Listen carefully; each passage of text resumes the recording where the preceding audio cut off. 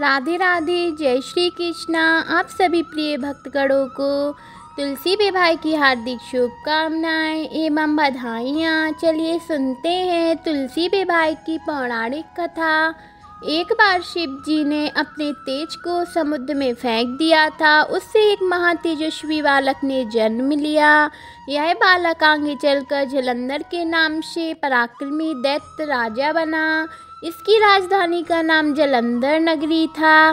दैत्यराज कालनेमी की कन्या वृंदा का विवाह जलंधर से हुआ। जलंधर महाराक्षस था।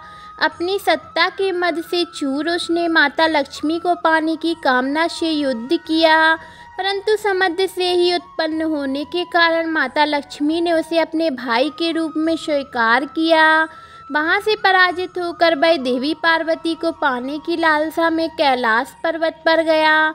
वहां देवादिदेव शिव जी के रूप के धर माता पार्वती के समीप गया, परंतु माँ ने अपने योग बल से उसे तुरंत पहचान लिया।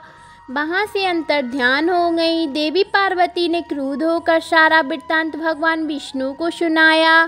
जलंधर की पत्नी वृंदा अत्यंत पतिव्रता स्त्री थी।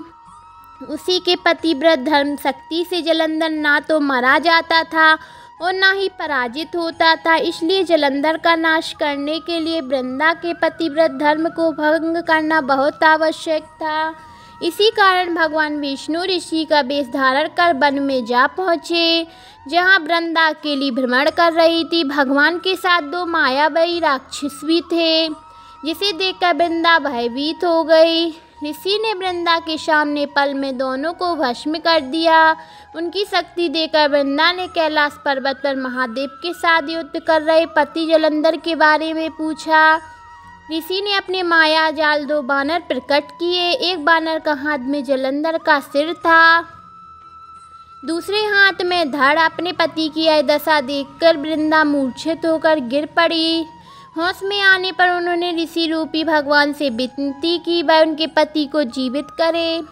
भगवान ने अपनी माया से पुनः जलंधर का सिर धड़ से जोड़ दिया, परंतु स्वयं भी उसी शरीर में प्रवेश कर गए। वृंदा के इस छल का तनिक भी आवाज ना हुआ।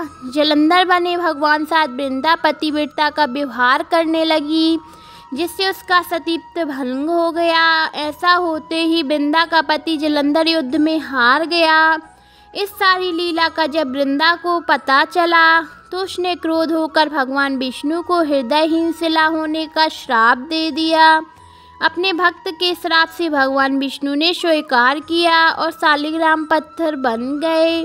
सृष्टि के पालनकर्ता के पत्थर बन जाने से ब्राह्मण में असंतुलन की स्थिति हो गई।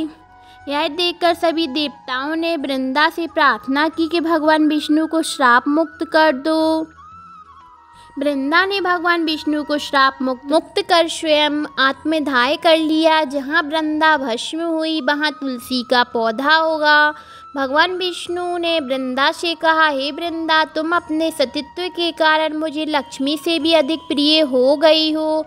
अब तुम तुलसी के रूप में सदा मेरे साथ रहोगी। तब से हर साल कार्तिक महीने में देवउठनी एकादशी का दिन तुलसी विवाह के रूप में मनाया जाता है। जो मनुष्य भी मेरे शालिग्राम रूप के साथ तुलसी का विवाह करेगा उसे इस लोक में परलोक में विपुल यश प्राप्त होगा। उसी दैत्य जलंधर की यह भूमि जलंधर नाम से विख्यात है। सती वृंदा का मंदिर मोहल्ला कोट किशनचंद में स्थित है। कहते हैं कि इस स्थान पर एक प्राचीन गुफा भी है जो सीधी हरिद्वार तक जाती है। सच्चे मन से 40 दिन तक सती वृंदा देवी मंदिर में पूजा करने से सभी मनोरथ पूर्ण होती है। जिस घर में तुलसी होती है वहाँ यम के दूत भी असमय नहीं जाते हैं। मृत्यु के समय जिसके प्राण मंजरी सहित तुलसी में गंगा जल मुख रखकर निकल जाते हैं।